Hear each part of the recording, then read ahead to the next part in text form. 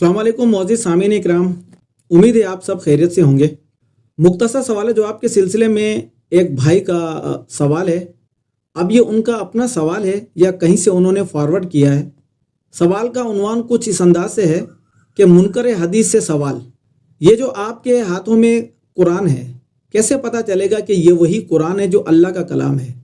रसूल अल्लाह ने बराह रास्त डायरेक्ट आपको तो आयत नहीं सुनाई थी, फिर किस बुनियाद पर आपको यकीन है कि जो कुरान आपको वालिदैन ने दिया इसमें वही आयत हैं जो रसूल अल्लाह पर उतरी थी? सवाल ख़त्म हुआ। अब इस सवाल के 2-3 जुज़ हैं।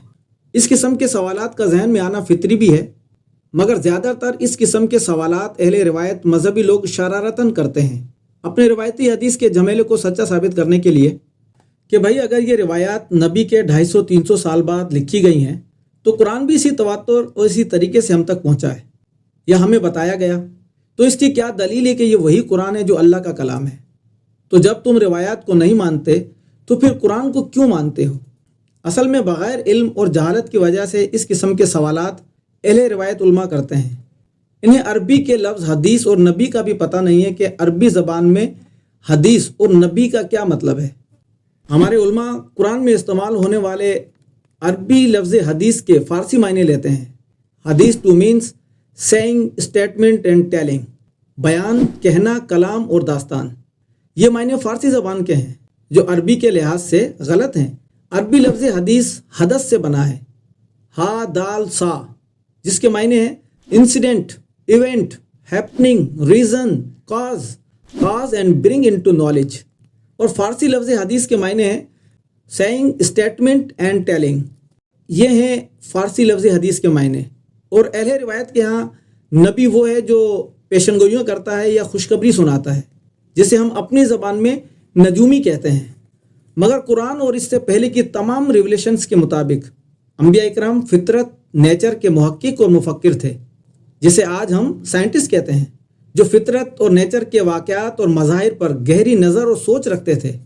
इस गहरी सोच और तहकीक में जो मुशाहिदात खुदा की तरफ से उन पर ज़ाहिर होते या खुदा की तरफ से उन पर जो हकीकत आश्कार होती थी, इसे वो तहरीरन लिख लेते, जिसे अरबी ज़बान में हदीस कहा जाता है, जो कुरान की सूरत में हमारे पास मौजूद है, जिसे अंबिया का तहरीरी काम भी कहा जाता है, यानी bring about the factual information unknown things and method of the incident.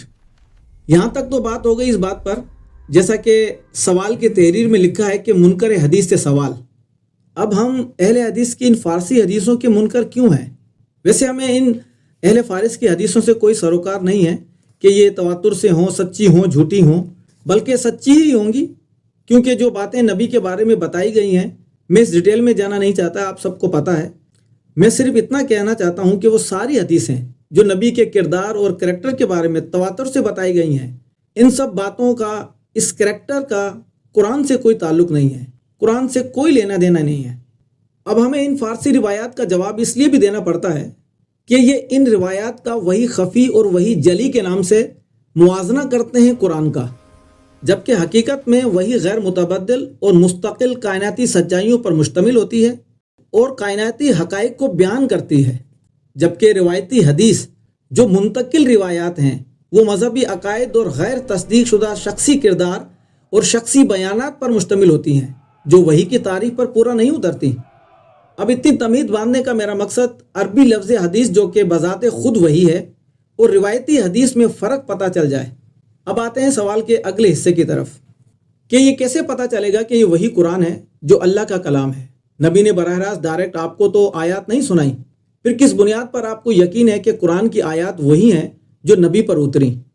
इसका सिंपल जवाब यह है कि न्यूटन को जो कानून कसी से शक्ल की वही हुई, F=gm1 m2/r², या Newton second law of motion जो है F=ma, force equals mass times accelerations. ये जो न्यूटन पर वही और हम न्यूटन्स लॉ ऑफ मोशन के हवाले से पढ़ते हैं और इसकी एथेंटिसिटी की तस्दीक भी करते हैं, तो क्या न्यूटन ने ये लॉज खुद आपके कान में फूंका था या डायरेक्ट आपको बताया था? नहीं तो फिर आपने न्यूटन की थ्योरीज या लॉज की कैसे तस्दीक की कि वाकई ये सच्ची बात है और ये न्यूटन के लॉज वो हैं जो न्यूटन ने अपनी किताब में लिखे थे?